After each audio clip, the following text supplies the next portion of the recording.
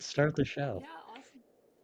All right, I'm just gonna set the tone and just say welcome to Was It a Good Idea? So that's my podcast platform that I'm using for my show, and I'm just really excited to have you here. So there's like a couple of concepts I wanted to dive into, but before I do that, I know you and me met on the community, and I know I love it. I could share a lot with it, but this is about me interviewing you. So tell us about how you got into the freedom community. Like, how did you find it? It was recommended to me by my therapist, who's this great guy I've been seeing for 5 years, and he's trained in. He and a partner are doing a version of a thing that's a version of what's called CRM, which is an extension of CBT, cognitive behavior therapy, and essentially it's tapping into meditation, mindfulness, and essentially rewiring your brain. And he had found Peter via the Mark Groves podcast and invited, some of the stuff that he thinks could be beneficial to people. He introduced that to me probably about 2 years ago. And I've never really thought about spending thousands of dollars to get training from a coach. And that seemed like the only thing that was possible at that time is going to his masterminds. And it's like, I'm just not going to bite the bullet on 5 grand. Um, and then so I just started absorbing wherever he showed up. Danica Patrick podcast, like anywhere I could find him. There's a couple of really good ones, and I started breaking it down. And then about August, no, it was June, late July, I found the Freedom Community, and it's like, oh, $29 a month, I can do this. And then Yeah. binged the entire library in over the course of about 2 weeks, maybe not even 2 weeks, and did really sophisticated stuff with it. I almost don't want to admit, but essentially, I got transcripts of everything and started breaking it down and then passing it through AI and helping consolidate the teaching into a structure, and just found that it was really meeting me where I was at. And so then I was hooked. And so I've been in 198 days. And there you are. And the more I dive in, which essentially us meeting was trying to be kind of more present in the community. And I think, as I had expressed, and I think the thing that's hard is a lot of people, I call them the get ahead crowd. Um, there's not many of us. Like maybe it's 10% of the population. 1 in 10 people actively thinks about how am I going to improve and optimize who I am and make everyone better around me and create a better environment. And I've had a, like I said, it made me where I'm at. And this is kind of part of my life's work in what I do for a day job. And so uh, I hope that answers the question. Yeah, it does. Now, I've loved your engagement in the community. You were one of the first people that, said something when I joined.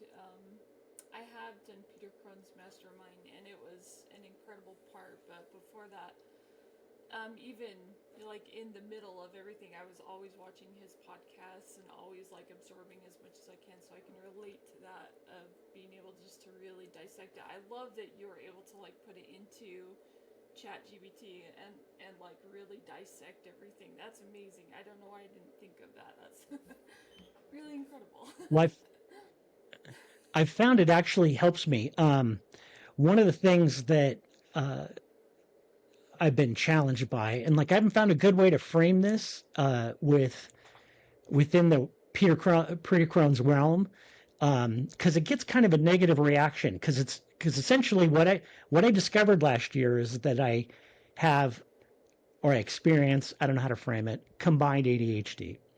And it's really just a problem with executive function and not being able to um, make things concise and frame them. Like I can feel them and I have them well articulated internally, but I can't express them. And so what I found that I could do with ChatGPT is essentially create a knowledge base that I could use to help me articulate kind of the way he might express something, and then I can take my own thoughts, bounce it against the way he might express it, and then create, and then essentially it helps me create something more organized that has all the layers of the kind of thing he does, where someone feels held, and then you can, without judgment, kind of pause, and then just help them move ahead in a positive way. And I tend to like not pause. I tend to react really quickly, skip the empathy stage, skip someone being heard, and just jump right to instant solution, which is, a product of, nature nurture. Somehow I ended up with it, and I've perfected being impulsive in over my 58 years. I love that. I mean, I've done the same.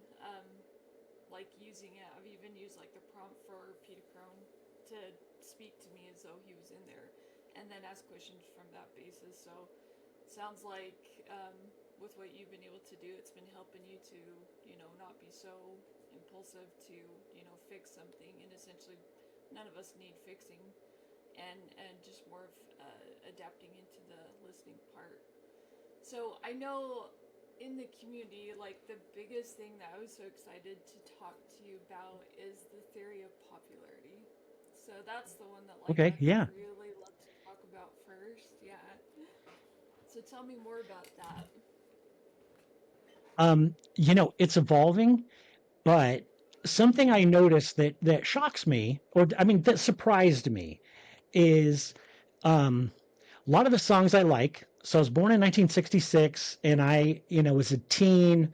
So, 1980, 79, and was discovering alternative mod music, a lot of the stuff coming out of England. And here were these young guys, and here's the thing, is I didn't really understand their music until like 20 years later. So as I'm listening to it as nostalgic music, hearing these songs that were written 20, 30 years in the past that really resonated, and they were coming from guys who were 17 or 18 years old at the time, and they had these thoughts, and they became not necessarily top of the charts, but some, like the Beatles, clearly, um, and really began to see how interesting it was that if a song resonated, if millions of people loved it, that it probably had some kind of a truth. Like we tend to like music, and like Pierre Crone talks about, like that's everything's a mirror, and that if someone sings and it's like, this is my jam, this is my tune. Well, if enough people do that, it's like upvoting in Reddit. It's like American Idol before there was an American Idol. And so, or even, you look back at all the way back to Mozart and Beethoven and before, or John Philip Sousa, or Nat King Cole, or Elvis Presley, and then just keep going.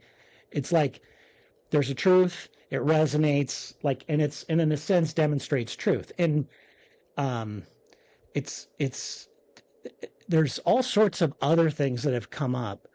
I'll add one before I stop talking, which I can be guilty of talking too much, is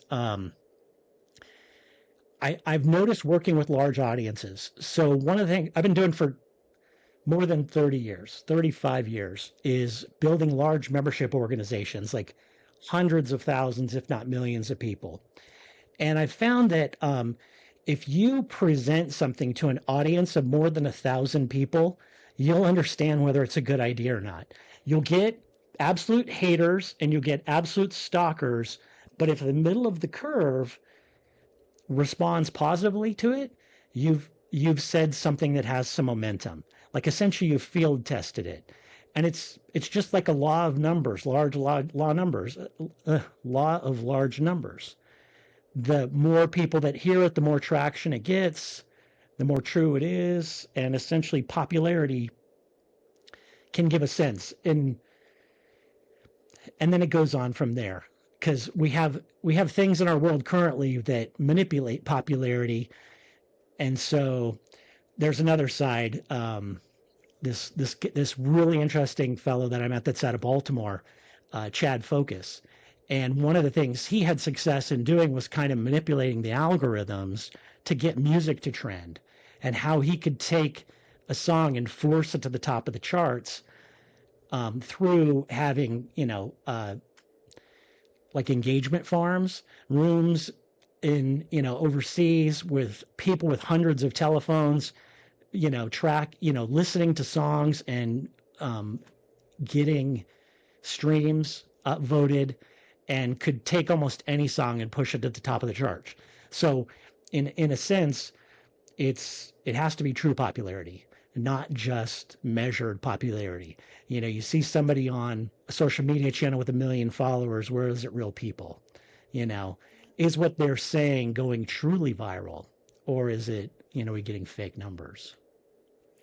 So Yeah, that's interesting. I would love, especially because I know like the biggest thing that social media influencers want to do is to get the engagement.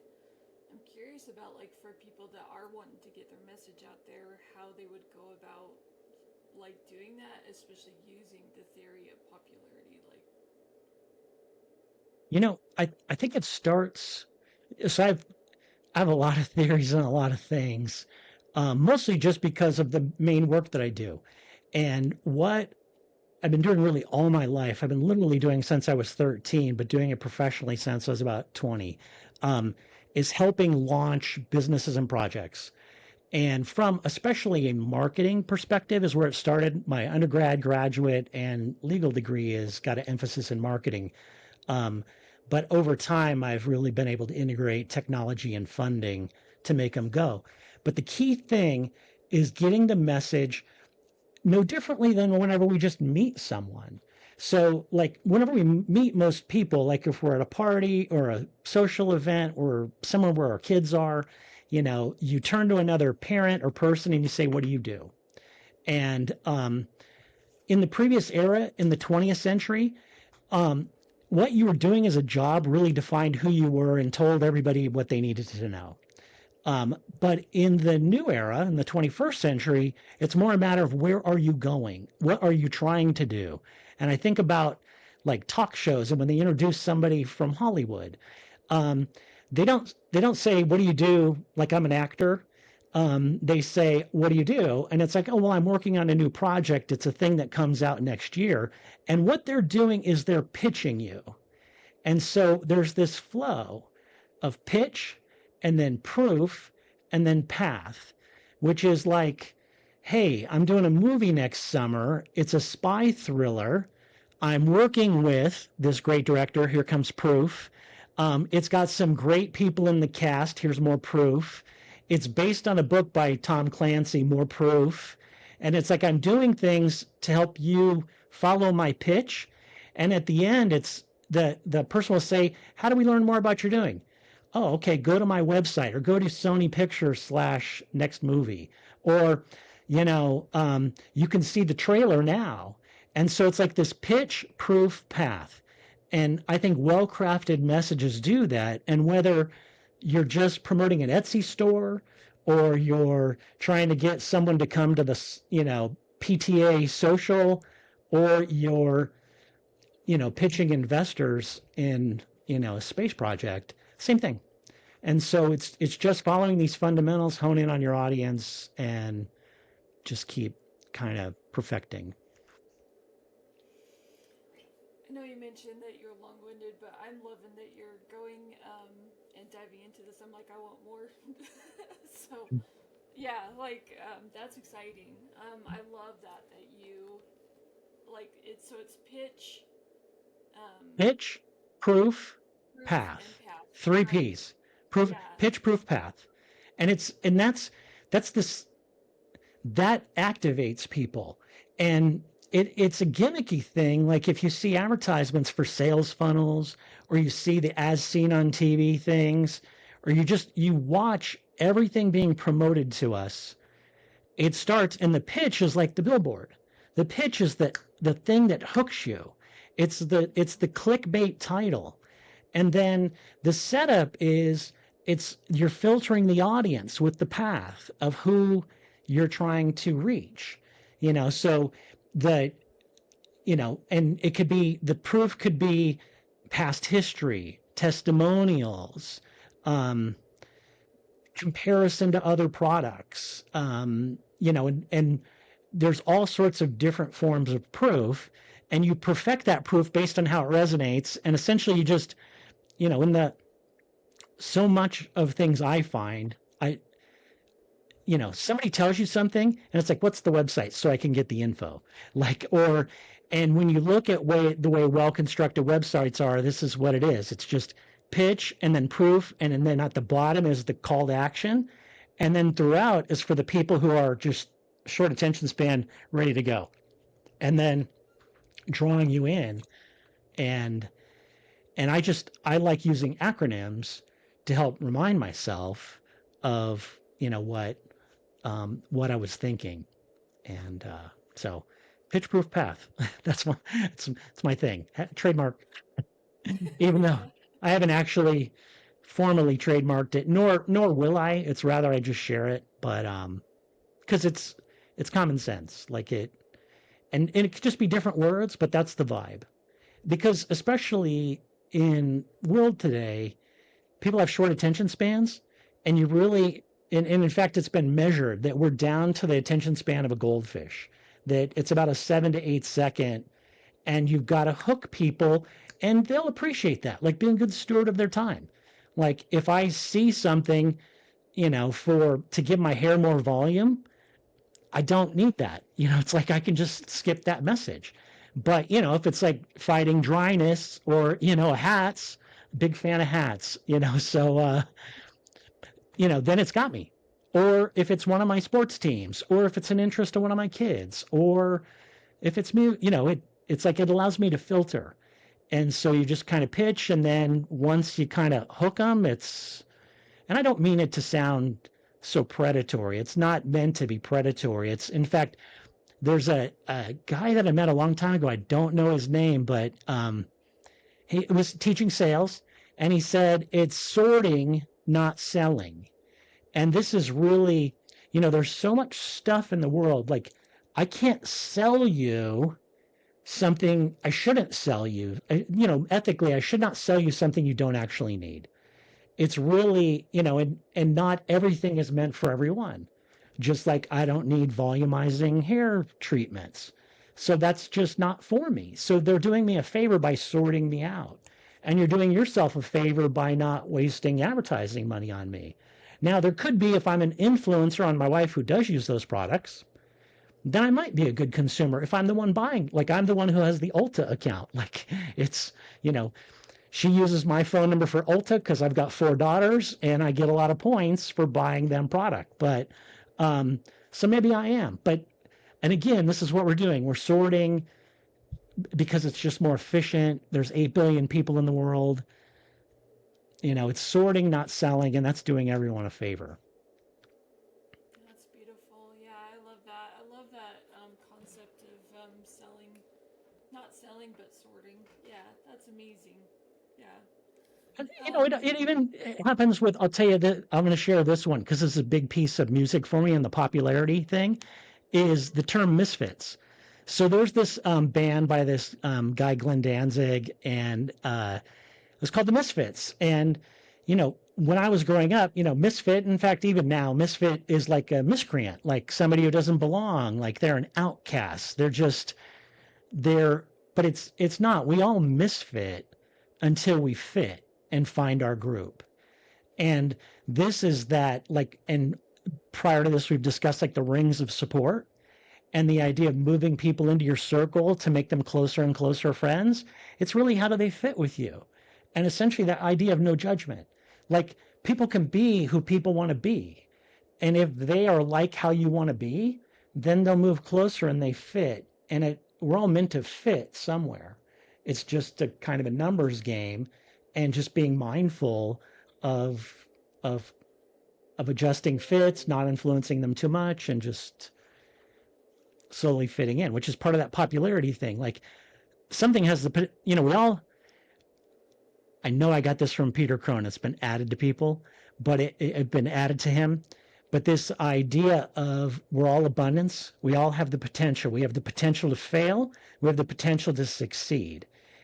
And if you've not succeeded, like the try again, is really just find your fit.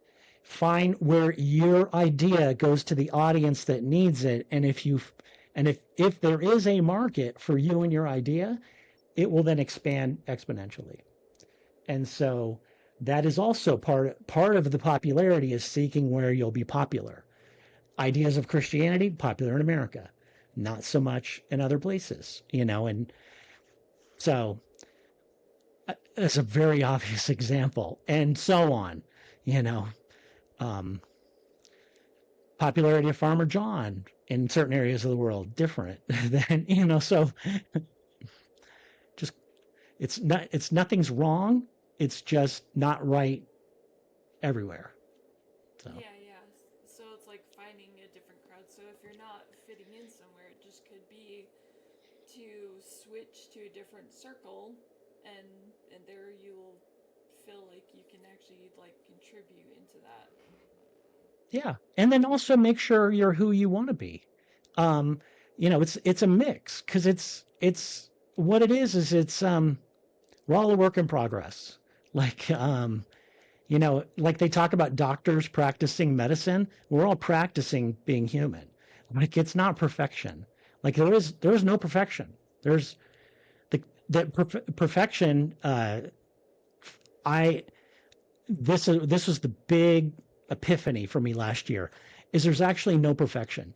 And back in school, my big thing was mathematics. I was taking calculus in the 10th grade.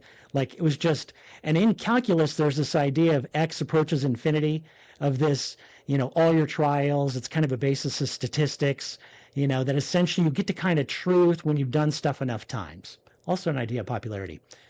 And like basic things like the idea of a line is imaginary. Like a line only exists mathematically, it does not exist in reality. Because when you zoom down at a quantum level, it's a bunch of zigs, and zags. And the circle pi, an infinite number, there is no perfect circle. It's like those basic things. Like there is no perfect anything.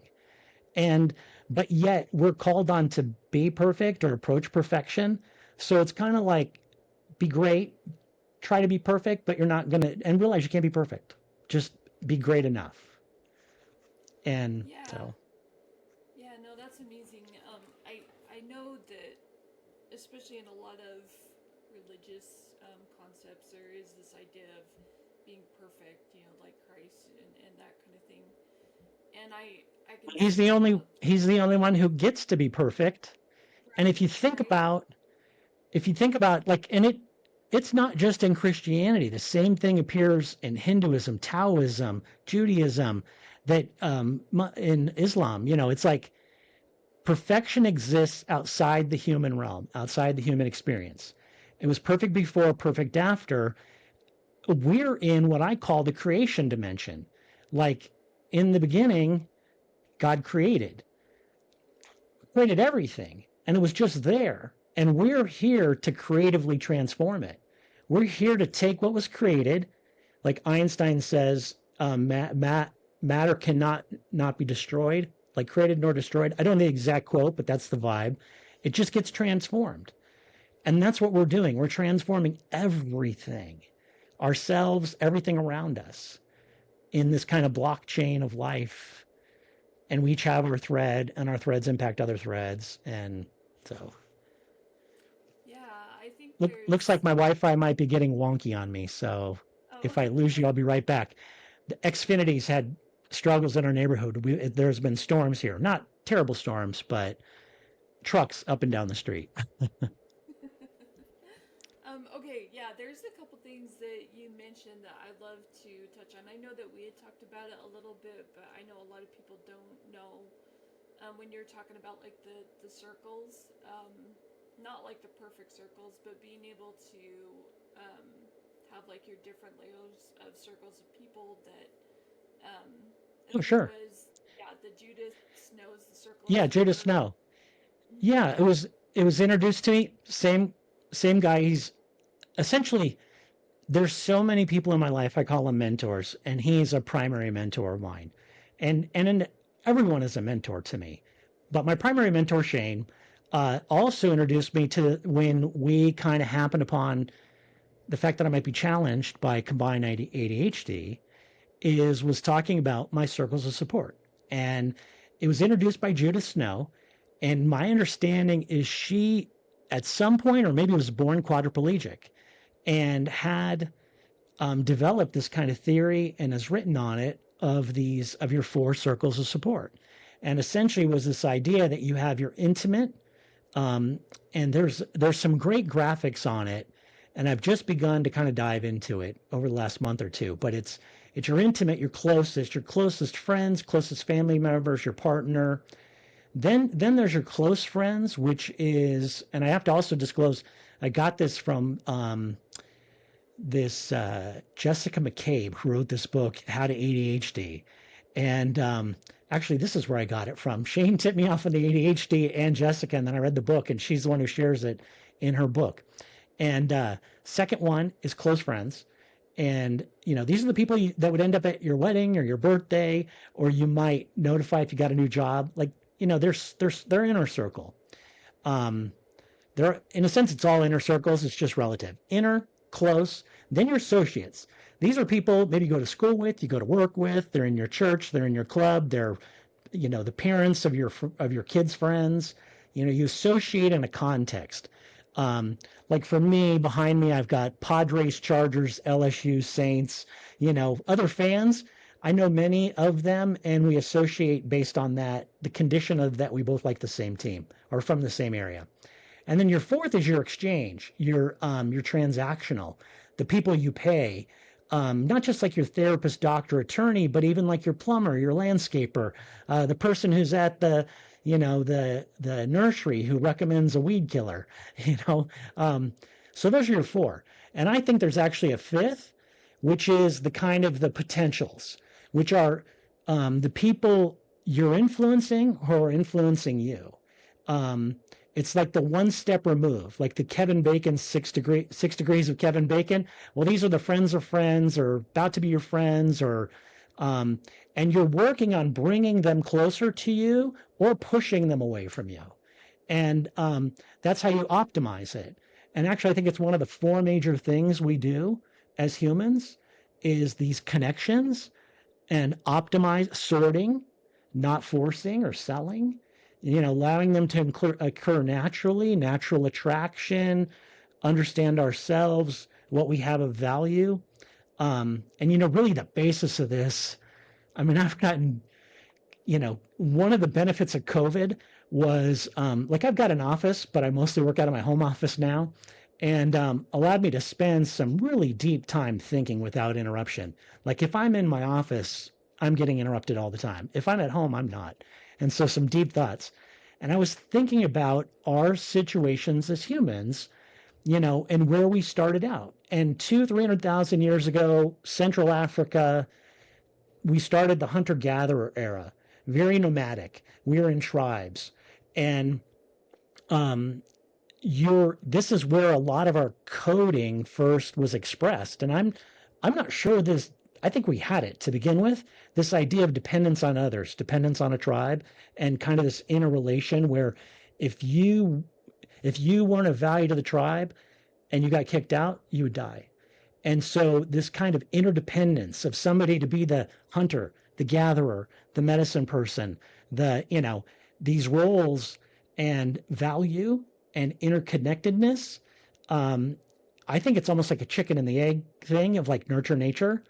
And that's why connections are so important. And I personally believe in a creation theory and that this is just part of our wiring. It's just part of our wiring to have connections. And it's not because we were once in a tribe. I think we ended up in tribes because we had it. I think as we evolved, there's a version of evolution to it as well. But it's like we got this version of us because we're required to have connections and we're required to have tools. And like this is one of our tools. And our tools are health, wealth, and wisdom. And it's like between those four, take take your connections and your health, wealth, wisdom. That's that's it. that's all we're really doing. We take ourselves, we're number one, health, wealth, wisdom, connections. And it doesn't get much more complicated than that. Like there's complexity in filling each of those 5 buckets, but that's the core of what we're doing. Healthy, wealthy, wise. And I think I shared with you that it's like, you know, Ben Franklin didn't say it, but he popularized the idea of early to bed, early to rise makes one healthy, wealthy, and wise.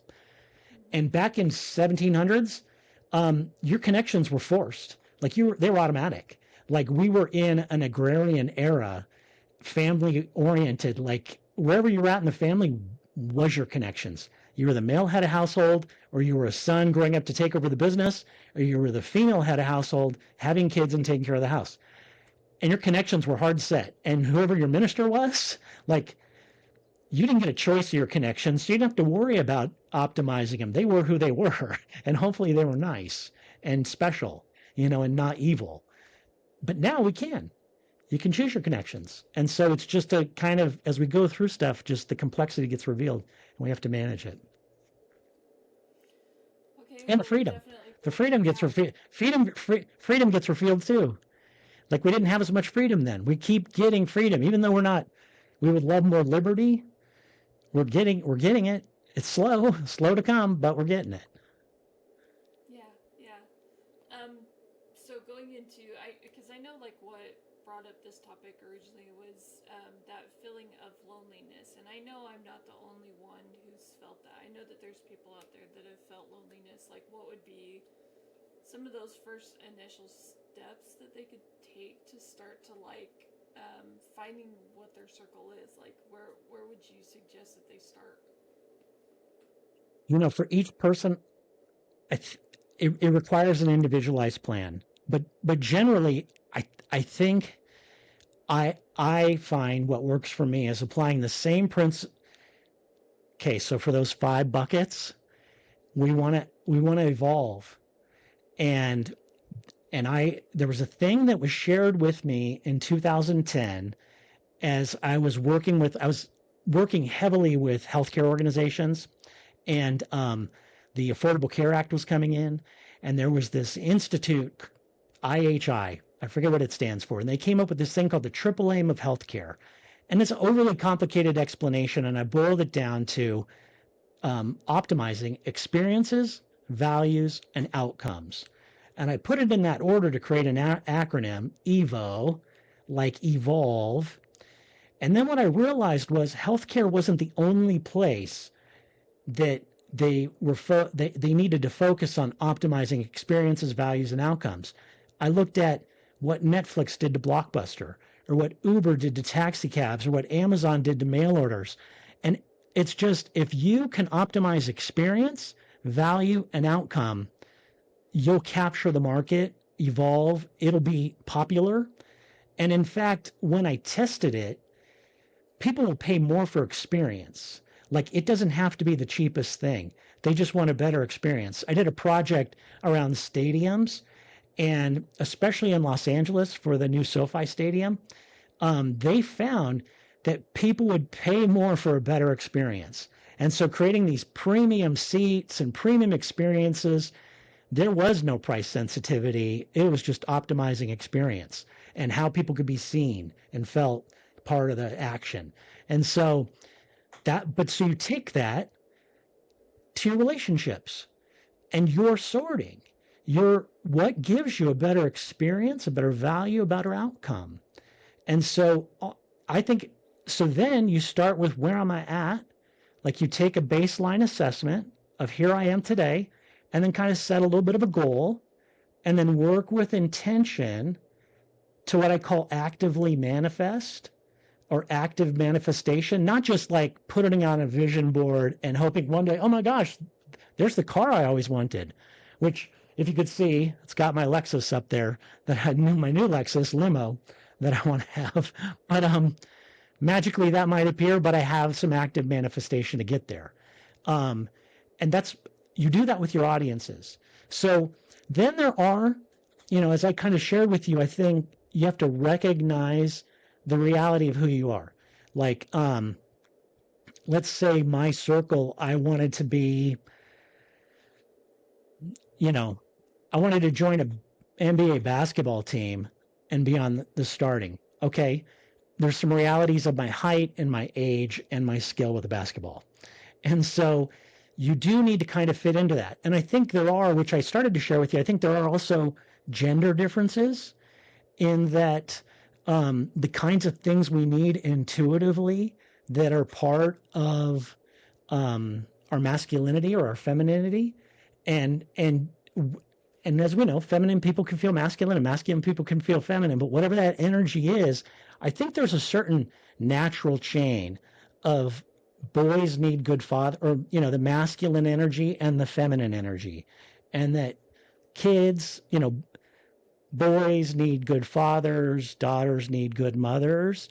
And so when it comes to super close, making sure that you're tied in to a father or mother figure that fits you could be critical too, because I think that loneliness comes from feeling insecure and inadequate, and a lot of those things which are given to us as kids, and that even as adults, to have people that are maybe a little bit older than us and like us, telling us, reminding us that we're good, cheering us, unconditionally loving us, can be healing. Although, something I'm trying to challenge myself for is that, technically you're not supposed to need, like, it's a catch 22 that I haven't figured out yet. Like, I believe we're hardwired to need other people, but we're not supposed to need other people. And like, just love yourself and that'll be all you need. And it's like, no, I don't think that's right, because I would just like someone to say, "Attaboy, you got this." And I think the thing that then happens is it's never about what. It's never about the detail. It's more about the emotion and the why. And it's like, because that's how we're driven. Like, ultimately, we're just bags of chemicals. And the feelings, like, if you're happy and distracted, maybe you've had, you know again, chicken and the egg, whether you've had a bowl of ice cream because you feel lonely, or you've had a bowl of ice cream because it's your birthday and you're happy, whatever, you're getting that hit of the sugar is forcing a dopamine, or you're getting that hug and it's oxytocin. These are the things that distract us, and we're not lonely. You're not lonely when you have positive chemicals soaring through you. So I think another part is kind of hacking your emotions, your energy, your chemicals, because that's everything we do. Every thought I'm saying, every action I make is being triggered by a chemical that is released based on an emotion. And like, the more passion I feel about stuff, all of a sudden my hands moving without even thinking about it. My eyebrows are lifting. Like, I'm being more focused. Like, and that's all just adrenaline soaring. And I'm seeing you smile. So that's giving me dopamine. That's giving me oxytocin. I'm not feeling lonely. And there are ways to do this. Like, I found, like, when I'm meditating, there's a practice that I kind of modified from this great guy, Ralph De La Rosa. Um, I have never told him this, but I call him the Riddler, because in his email it looks like RDLDR, like Ralph De La Rosa. Anyway, and it's this thing that you do when you wake up. He's the Riddler. To everybody I share this with, he's the Riddler, but not a villain. Um, More having you introspection. And he wrote a book about monkey mind. So I digress. But the whole idea is, when you first wake up in the morning, you and I call it ramp. It's like rest, rise, reset, and mind protocol. And you're essentially, you just very and whenever you just wake up, you got your eyes still closed. Maybe you've run to the bathroom, but you just do this right when you wake up. It's You just kind of start to focus and move down your body. And I do it through the seven chakras, crown, third eye, throat, heart. I always forget what these two are, just kind of above your belly button, below your belly button, and then in your root, kind of in where your seat is. Um, Sensing colors, just distract myself to get focused, breathing, using box breathing, just calm. And then in the morning, I think of three people that I'm grateful for. And I get like this gigantic, and then you do like a big smile, like, just as big as you can. And that actually forces the release, gratitude, and that muscle forces the release of happy, I don't know the exact chemicals. Like I lean on Andrew Huberman for this stuff. Um, but it gives you, it's using, you're in this kind of post sleep state. I think it's alpha or theta waves. I forget what it is. Dr. Joe Dispenza, I rely on him for this stuff. Um, and then you set an intention. Like it's just like, oh man, I'm thankful. And sometimes I'll group, like it'll be more than three. But like, oh, my bonus dad and my kid and my dog and oh my kid, all my kids and my wife, and then it's like happy. And then it's like, I'm gonna be great today. It's just gonna be good. And that is, I'm now kind of forgetting it's about hacking you're happy. It's like hack your happy. Like we hear the quotes, fake it until you make it. That's what fake it till you make it is. Like fake, and people respond to that. Like I smile, you smile. I have a high energy, you have a high energy. You feel held, I feel held. It's like we mirror. And it's like, so I think when it comes to being lonely, first you got to connect, but you also, and this is, I can go on and on. We could talk for hours, and I think we might only have 13 minutes till our next meeting. But uh, so that, and I've been this last year, um, been doing a deep dive, challenging really finding myself. If you try and find me online, you'll see websites incomplete because I just started to flip them January of last year. I've lost 110 pounds. I've just been on this journey to like fix it, just break it. Like I was doing okay. Like I was doing, the thing is I wasn't filling all four of my buckets. I was, and in fact, they were all had big holes in them: health, wealth, wisdom, and connections. And it's like, you know, I need to reset my foundation and build a stronger foundation. And so I did a deep dive on history, and there was this interesting guy, that I met. His name's Dwayne Canova, and he had done his undergrad and graduate and actually doctorate work at Stanford. And he was an MBA theologist. And he wrote this book, One God, One Truth. And he gave it to me a number of years ago. And it really, many of the things in it resonated with me, not everything. Like there's a guy that I follow who said, like, our favorite politician is ourselves because we're the only one who thinks just like us. And there's some things he thinks that I don't agree with, but generally it's this idea that many, almost all of the major religions share the same stories, the same ideas throughout time.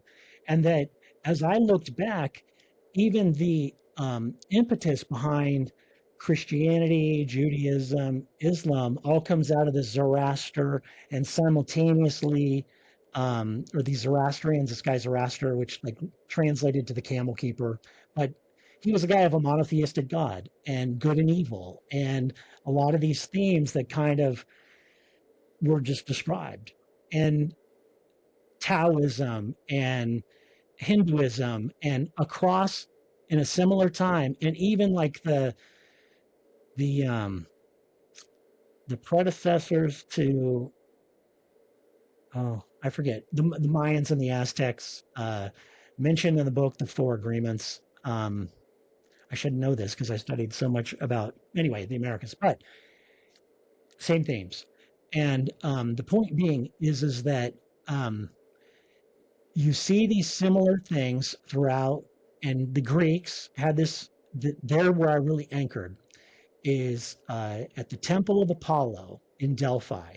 At the entrance, it's been since destroyed.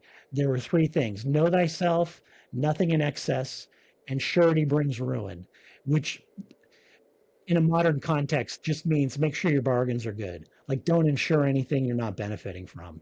Um, but the key thing becomes know thyself. And actually, and you just see this repeated. And even there was the Apostle Thomas had some writings that were discovered in the mid 1950s near where the Dead Sea Scrolls were, and it was called the Gospel of Thomas. And in it, he had wrote, everything that was within you that you bring forward will save you, and everything that is in you that you do not bring forward will destroy you. And essentially, these themes of know thyself, because it's coming out whether you like it or not, and if it doesn't, it might destroy you, is so important to like know who you are and have that foundation right so that the people you're building your foundation with are true to where you're going, and you don't get thrown off track because to know yourself and where you're going and keep going. There was a thread that I got in a conversation about, it was essentially talking about being overwhelmed, and whether you and somebody made the observation of, well, what if you were just whelmed, like instead of overwhelmed you were whelmed. And I got into the etymology of the word and actually found that actually whelmed was a middle English term for being underwater, like being down, so you're like water, and then overwhelmed you'd be flipped over. And so neither of those are good states. Like essentially, how about if you're just in a good state and moving towards your goal? Like you won't get overwhelmed if you aren't whelmed. Like you need to be just in a moving forward positively. Just keep your momentum. Keep, sailing above the water. And if you're on target and you've got the right crew around you, you'll get to the destination. And if you have the wrong crew who's mutinying and messing you up, you won't. And it's this kind of thing. But in the spirit of fake it until you make it, I think the best thing is just go find someone to talk to, and then hopefully they're not creepy or weird or threatening and messing up your day. And the more that we're all good, the more that we are kind of kind to each other, the easier that'll be. Sometimes it's, you also have to go to a target rich environment. Like don't run out to X looking for a lot of friends, because you might find way more haters, Mm-hmm. because that's what drives engagement. But I still love it. But that's not where I go to feel better. Mm-hmm. It's Mm-hmm. maybe where I go to feel right.